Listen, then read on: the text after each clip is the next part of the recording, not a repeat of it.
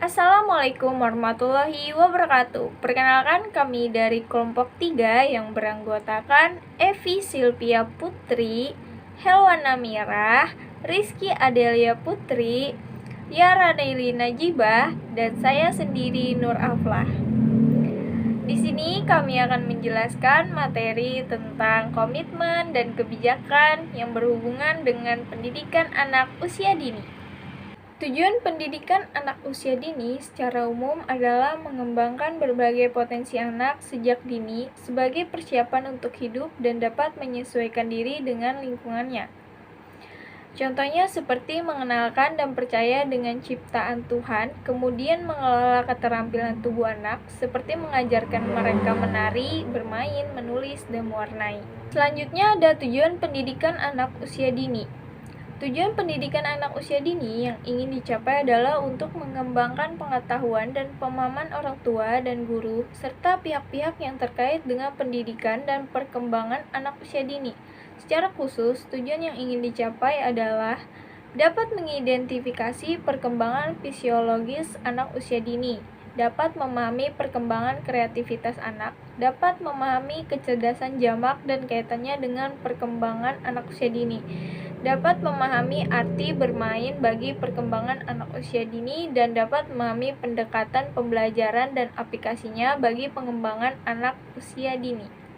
Fungsi pendidikan anak usia dini yang pertama, untuk mengembangkan seluruh kemampuan yang dimiliki anak sesuai dengan tahapan perkembangannya. Yang kedua, mengenalkan anak dengan dunia sekitarnya. Yang ketiga, mengembangkan sosialisasi anak. Yang keempat, mengenalkan peraturan dan menanamkan disiplin pada anak. Yang terakhir, memberikan kesempatan pada anak untuk menikmati masa bermainnya. Kemudian berdasarkan tujuan pendidikan anak usia dini, dapat telah beberapa fungsi program stimulasi edukasi, yaitu A. Fungsi adaptasi, B. Fungsi sosialisasi, C. Fungsi pengembangan, D. Fungsi bermain, E. Fungsi ekonomi. Komitmen dan kebijakan pendidikan anak usia dini. Pendidikan anak usia dini merupakan pendidikan yang paling mendasar, menempati posisi yang sangat strategis dalam pengembangan sumber daya manusia menurut Departemen Pendidikan Nasional tahun 2005. Mengingat anak usia dini yaitu anak yang berada pada rentang usia lahir sampai dengan 6 tahun, merupakan rentang usia kritis dan sekaligus strategis dalam proses pendidikan yang dapat memengaruhi proses serta hasil pendidikan pada tahap selanjutnya menurut Departemen Pendidikan Nasional tahun 2005. Itu artinya periode ini merupakan periode kondusif untuk menumbuh kembangkan berbagai kemampuan fisiologis, kognitif, bahasa, sosioemosional, dan spiritual. Komitmen internasional. Secara internasional, perhatian terhadap pendidikan anak usia dini semakin serius sejak dicanangkannya Education for All atau pendidikan untuk semua atau FUS di Jomtien, Thailand 1999 yang memperjuangkan kesejahteraan bagi anak di seluruh dunia. Education for All, pendidikan untuk semua atau FUS, yang menyepakati perlunya pendidikan untuk semua orang sejak lahir sampai menjelang ajal. Pendidikan. Dari pernyataan pendidikan untuk semua, seharusnya manusia mengambil dan mendapatkan pendidikan dari sejak lahir sampai kematian menjemput. Karena dengan pendidikan, manusia dapat melakukan segala sesuatu dan dapat berkehendak sesuai dengan keinginan. Pendidikan tidaklah harus dibatasi oleh seorang atau perorangan, status sosial, jenis kelamin, maupun kemampuan individu. Semua orang berhak mendapatkan pendidikan.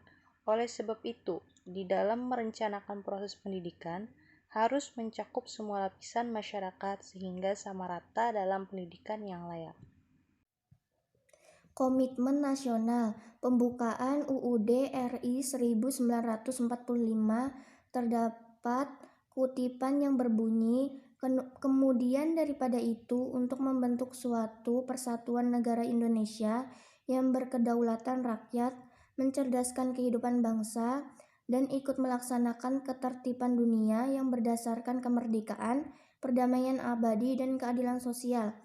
Pendidikan anak usia dini memiliki pandangan bahwa sesungguhnya dengan mencerdaskan anak secara tidak langsung akan membantu meningkatkan kualitas SDM negara yang pada akhirnya akan menyebabkan negara untuk lebih maju. Mencerdaskan kehidupan bangsa berarti meningkatkan daripada masyarakat negara itu sendiri untuk menuju pembangunan yang berkualitas. Dan memang semua itu harus dimulai dari anak usia dini yang nantinya akan menjadi penerus bangsa. Hal ini dapat terlihat bahwa sejak awal kemerdekaan Indonesia, pemerintah sudah benar-benar memikirkan bagaimana caranya untuk mendapatkan kehidupan bangsa sehingga tidak dapat dipecah belah dengan mudah oleh bangsa lain. Bangsa yang besar dan kuat dibangun oleh sumber daya manusia yang handal dan budi luhur. Hal ini dapat diupayakan melalui jalur pendidikan yang lebih sejak dini. Kebijakan dan komitmen PAUD.